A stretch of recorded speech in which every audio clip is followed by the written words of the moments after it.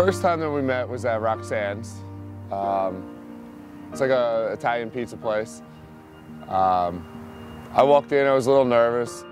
I didn't know too much about him, and honestly, when he first walked in, I thought, oh my goodness, he's so handsome. You know, we ate dinner, we had a nice dinner. We went to another bar, we had a couple drinks, and we sat down and talked for hours and hours. From the moment we met, we just had so much in common, the same family values, the same lifestyle. He was so hardworking, both from kind of like blue-collar families. So we had a lot in common, and from that moment on, we were pretty much attached at the hip, so. One step closer. I've died every day waiting for you. Darling, don't be afraid. I have loved you for 1,000 years. He walked me to my car, and it was freezing out. It was wintertime, and it was so cold. And he sat in my car real quick, and he said, oh, I'm just gonna wait for my truck to warm up. And as he got out, he leaned over and kissed me, and I was like, ooh. And yeah, and then he drove off, and then he called me the next day, and we talked on the phone and set up for another date. And he walks in, and it was literally everyone in my family was there. My parents, my sister and her husband, my brother and his wife, all the kids were there. And he walks in and everyone's going, oh, Anthony, Anthony, oh, it's great to meet you. Because no one in my family keeps a secret or, you know, can keep things low key. So he walked in, he looked like a deer in headlights. I couldn't get him out of there fast enough. I was like, oh my God, he's never coming back. But we went out and he came back and he called the next day. Every day waiting for you. Darling, don't be afraid. I have loved you for 1,000 years. I love you for 1,000 more. And all along I believed I would find you. The first time, I think she was up by my parents. I don't live very close to her when we first started dating. And I brought her up to my parents. We were hanging out with all my friends. And I was just happened to be looking at her or something like that. And we were having so much fun and got caught up in, with all the conversations and just having fun with my friends, with her friends. And one thing led to the next, and one day I was just like, I thought about it. I was like, it was getting serious, and it just went on from there. I mean, the friendship bond that we had, and the conversations that we have, and stuff like that. It was just inevitable the way that it had started. Every day I learned more and more about him, and I felt more and more in love with him, and the way he treated me and the way he talked to me and how my family adored him. I kind of think they might like him better than me. I don't know, who knows? But he just fit so perfectly in my life, and I'll never forget, we were out at this local bar up by him called Allen's, and we're outside, and he gives me this weird look, and I'm like, what are you staring at? And I was like, huh, that's weird. And then later that night, he leaned over and he goes, you know what? I love you. And I was like, I knew that's what he was thinking. And I kind of, I just felt it, and all of our friends got along, all of our families got along. It was just, he just fell into my life at such a perfect time and fit so perfectly into it, so. When I proposed, it must have been probably November, and I kept thinking about it, and we had bought a house, and we were living together. Again, we were having fun, and this, that, and the other thing, and there was no reason not to at that point. And it just kind of dawned on me, and it was a very, I want to say a quick decision. I kind of decided that I wanted to propose to her for Christmas. And So it was like middle of November, and I said, all right, well, if I'm gonna do this, I really gotta get going. And I was talking to myself, and I made a phone call to my dad, and he's the first person that I discussed it with. And he was kind of on board, you know. I mean, he saw the amount of you know, time that we spent together, the amount of fun that we had together, and he had agreed, and he told me, he was like, you know, Christmas is very close. He told me to, he's like, well, I think you should go talk to her father.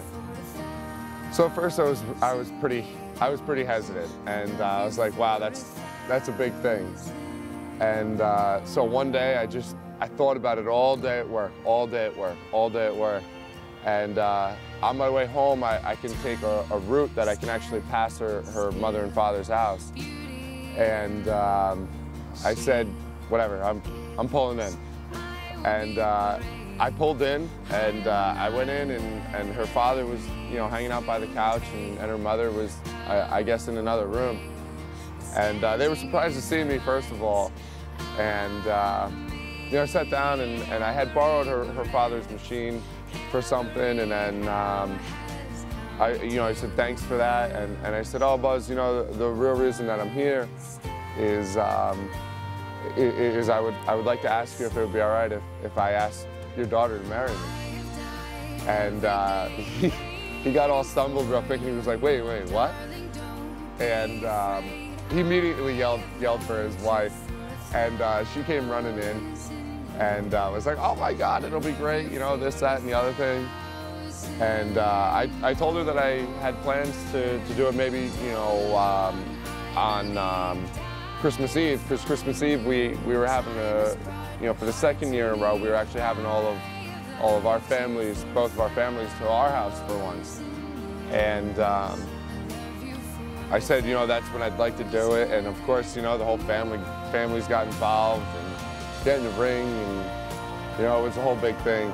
Christmas Eve, we have at my house, and we have his parents come and his sister, my parents, my sister, her husband, all come to our house. Now, our house is small, it's under construction, we only have half of it finished, so it's crazy, and I'm trying to make everything nutty, or nice, and I'm acting a little nutty, because I'm trying to iron the tablecloths and make sure we have enough chairs and get all the food ready. And I decorated the tree beautifully. I wrapped all of our presents. They were in these pretty packages. Everything's, you know, sparkly and nice, and I'm trying to make it as perfect as I can. And I'm going, Anthony, where are all my presents? Have you gone Christmas shopping yet? Where are they? Like a typical brat. And he's like, oh, I got you this huge gift. It's ginormous, it's big, and you know, this huge thing, it's for the house. You're gonna love it. I'm going, oh my God, if he got me a flat screen TV, I'm gonna kill him. That's what's running through my head. So, Christmas Eve, comes home from work. Still, nothing's wrapped, nothing's done. He comes in. At this point, I'm acting like a lunatic, yelling at him, you need to vacuum, you need to do this, help me out. I'm slaving away, cooking and cleaning. And he goes, okay, well, I gotta go wrap your present. I'm like, are you kidding me? You haven't done this yet? So he goes out into the shed, and he comes back with this box that's as big as me, and goes and puts it under the tree, and I'm like, oh my God, what did he get me? Couldn't even think about it. So everybody starts to come in, and I totally forgot about the gift and everything, and I get everybody situated, we're eating appetizers, and we all exchange gifts on Christmas Eve, because everyone's with everybody else.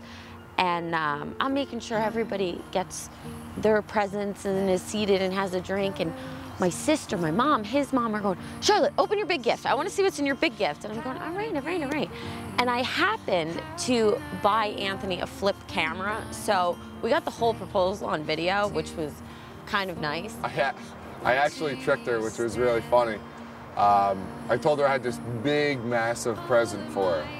And really, it was small. It was a small little piece of jewelry, of course.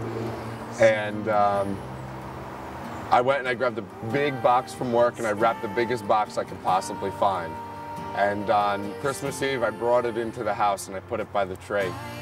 And everybody knew it was empty but her. She definitely thought that there was something in it. And there's nothing in the box. That sucks. I'm ready to cry. I want you to remember.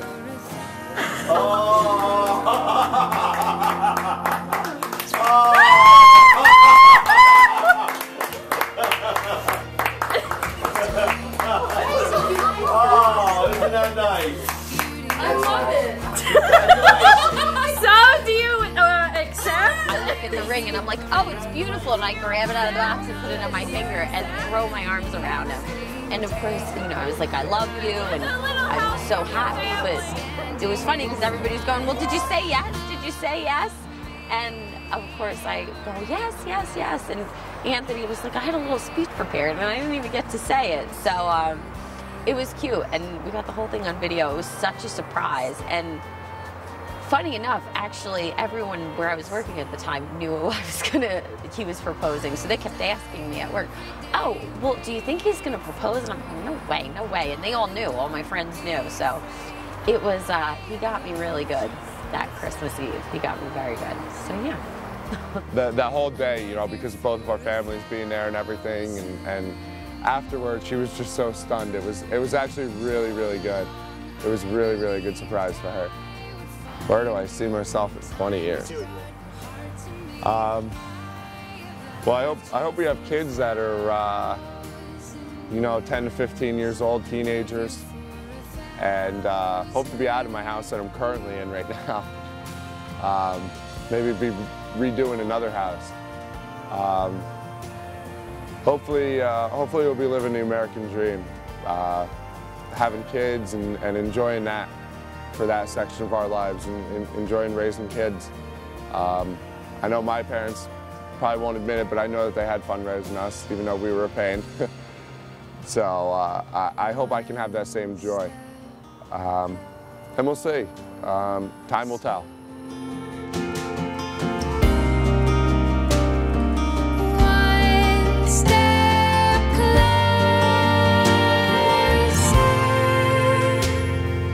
I've died every day waiting for you. Darling, don't be afraid. I have loved you for 1,000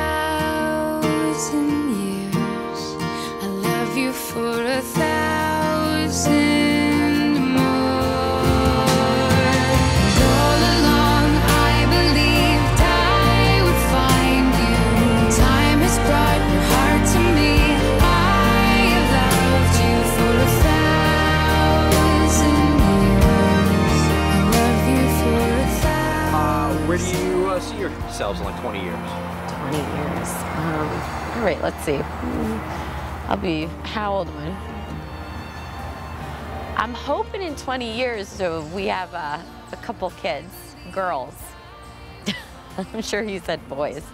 A couple kids and to, you know, have a home and our children be grown up and independent and probably still live around here. Maybe have a beach house would be nice.